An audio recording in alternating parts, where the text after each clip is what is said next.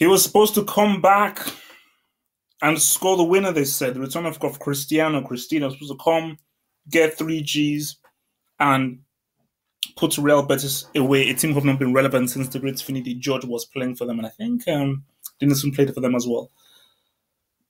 Madrid, they created chances. They hit the bar, I think, twice.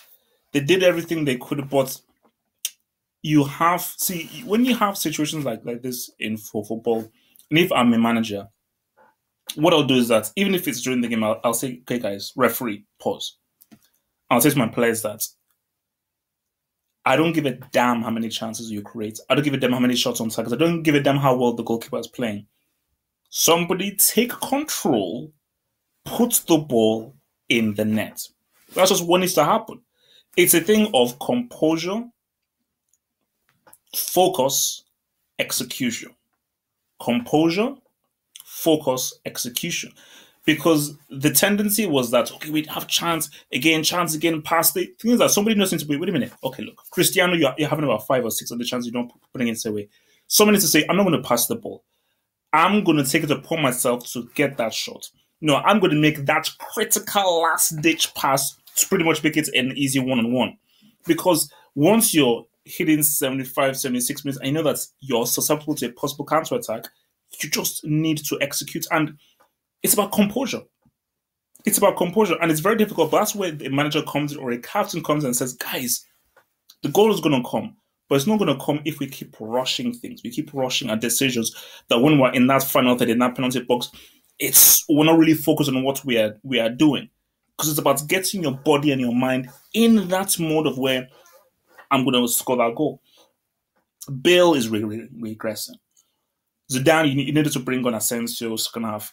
Bringing him on 65th minutes, it was too late. You had to see that Bale is not working at you. You're not that sharp. You're not that effective. You're not really giving us that kind of buzz. Asensio needed to be brought in and given 45 minutes. So you totally changed the landscape of an entire half.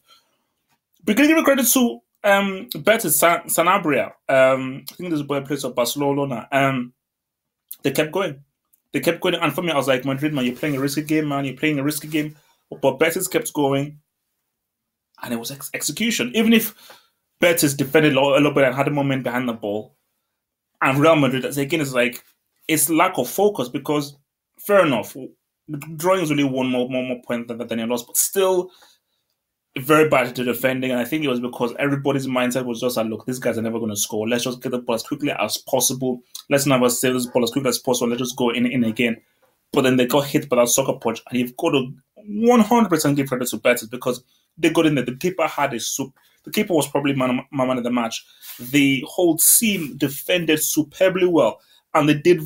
And I think how they nullified Cristiano was amazing because Cristiano was nullified very well by the Betis defenders. The league could be over. I know it's early. I know it's September, but we know what Barcelona are about. Even if they don't have Dembele and have that clown De Lufeu, 6 points. I think it's a 6 points gap in September.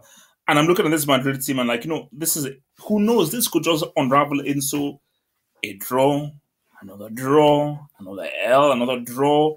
And then if Barcelona gets that ass in El Clasico, it could be all over. We could be looking at like a 10, 11 points gap. So it's not looking great for Real, but they have to bounce back. So the key thing, the next game, they've got to bounce, but they've got to get that out in the next game. And I think Bale needs to get benched. For me, for Zidane, I see Asensio start. I mean, I understand why he started with Bale, because, Bale, I believe he rolled up in the last game, I think, against Sociedad. But this is the key things about managers. Again, you can't be overly too critical on Zidane and start doing hashtags Zidane out because he still gave you those titles, but you need to know when to make a substitution.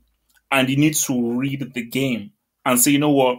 Yeah, we're creating chances here, but this Bale guy, I don't think in that final 30 he has what it is because Asensio is a totally different player and he gives us that straight running, the better acceleration, and something that I feel weaponry-wise could really cause Betis a lot of issues. So when we get that ball, we can give it to Asensio, who is quicker than Bale, a lot sharper, and has a better shot on him, and for me, is far more on form than Beast Mode.